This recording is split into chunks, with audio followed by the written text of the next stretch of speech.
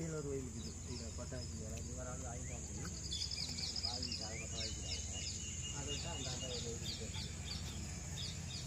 மொத்தம் சொன்னாங்க 3 ஏக்கரா இருக்குது, 1/2 ஏக்கரா புறம்போக்கு இருக்குது. பாதி உண்டு பக்கத்தில் வருது. எத்தனை ஒரு கிணறா?